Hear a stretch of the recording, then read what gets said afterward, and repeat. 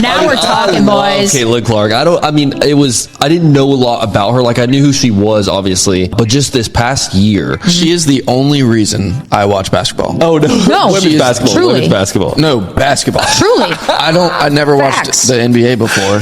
Really? I swear. I actually tune into Caitlin Clark now. It's so dope. I mean, the Indiana Fever, you know what I'm saying? Yeah, and then I remember no one knew what the Indiana Fever was a year ago. No, and it doesn't matter. I understand there's some OGs out there that WNBA sensation Caitlin Clark is making a bold statement. She refuses to let the NBA use her for publicity. That's why she's turning down the invite to compete in the NBA All-Star Weekend's three-point contest. But why is Caitlin Clark saying no?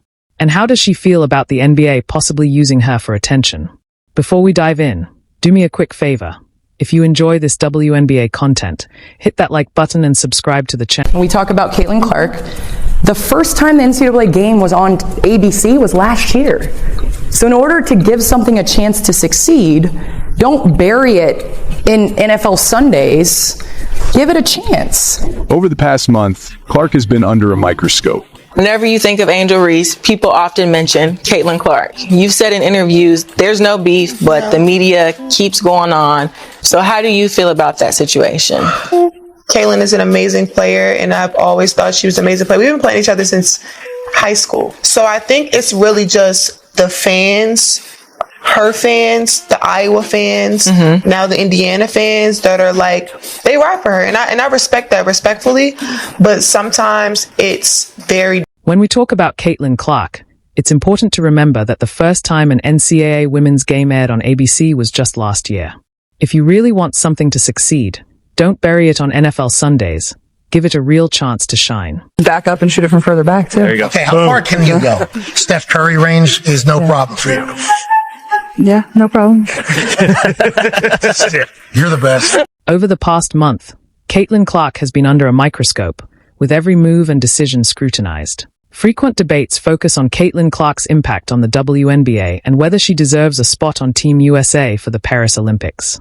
However, some pundits have used the moment to push their own narratives, bringing race and other broader issues into the conversation. Topics that have little to do with Clark herself. Value of the WNBA last season, the economic impact, $36 million. She drove to Indianapolis just by showing up. She moves because she knows people follow her no matter where she goes, and she's very strategic about dictating where her value is. I do agree with her. Okay. I am just disappointed in some of the points she negated to break up. That three-point contest between Ionescu and Steph Curry, the event was the most watched NBA All-Star Saturday night in 4 years. She's putting the WNBA first. Boy, it's a different tune. Stephen A was first on the scene with this one, though. I got to give him props for that. The acceptance of the Caitlin Clark effect. But boy, we got receipts, and boy, it's funny to see how many people were stubborn to this.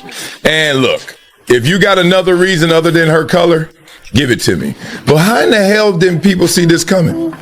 People saw this not only coming, saw it happening, and still were like, nah. And now, since we have the power to look back retroactively, right? The 2020 hindsight.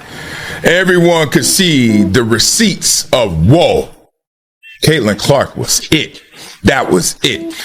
You got termed a sellout if you didn't say Angel Reese in the same name. I still hear people qualifying when they talk about the league. They'll throw Angel Reese in there. Ooh, that thing too loud. What's up, baby? What up?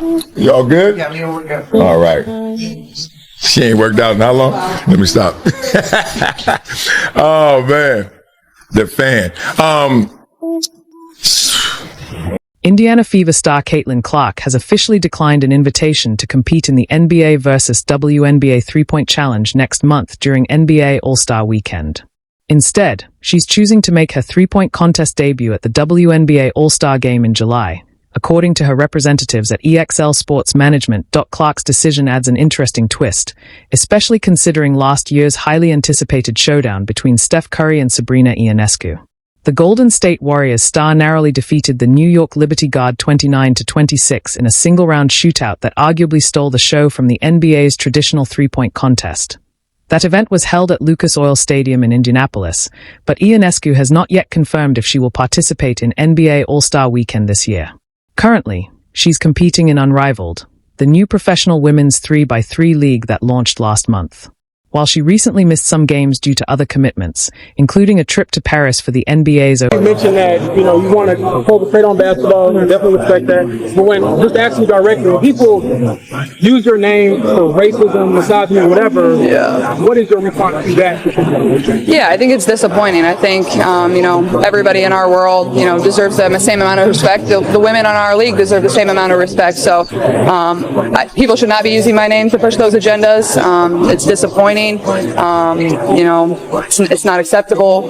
But yeah, I mean, this league is a league I grew up admiring and wanting to be a part of. Like, some of the women in this league were my biggest idols and role models growing up and helped me want to achieve this moment right here that I get to play in every single night. So just treating every single woman in this league with the same amount of respect, I think is just a basic human thing that everybody should do. Like, just be a kind person and treat them, how you would want to be treated. And I think it's, very simple. What was it like for that fundraiser? Like, what was it like to be helping out the community? Also, see you didn't go too easy on that kid with the block. Couldn't go too easy. Come on.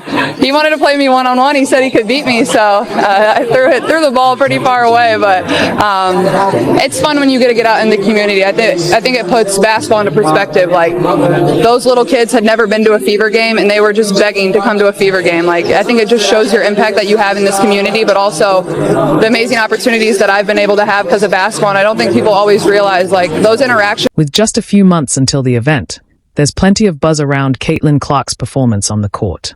But the WNBA's #1 overall pick has also found herself at the center of debates that have nothing to do with basketball, and she's disappointed by it. Clark has been a game changer for women's basketball, driving unprecedented interest in the sport. However, as a white player, her name and rising fame have been dragged into culture wars, especially on social media. On top of that, debates about her play and her omission from the Team USA Olympic roster have only added to the noise. Despite her staying out of the social media frenzy now, Clark is addressing the controversy head-on. When asked about being thrust into these discussions despite keeping a low profile online, the reigning *Times Athletic of the Year * made her stance clear. People need to stop using her name to push hateful agendas. The Fever star acknowledged that she can't control how others use her name, but she doesn't dwell on it and refuses to see herself as a tool for arguments she has nothing to do with.